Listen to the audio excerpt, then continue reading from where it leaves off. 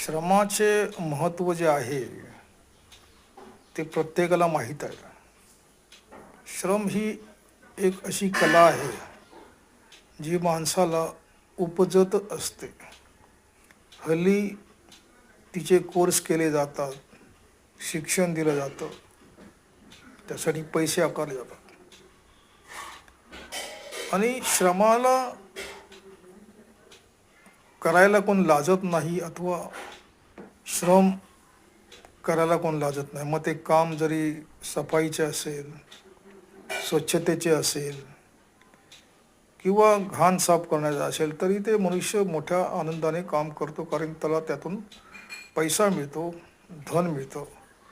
म्हणून श्रमाची महती ही अगाध आहे आणि श्रमाला मनुष्य शरण गेलेला आहे. श्रमाशिवाय मनुष्याचं काही चालत नाही, हा इतिहास आहे. श्रम अगम्य आहे.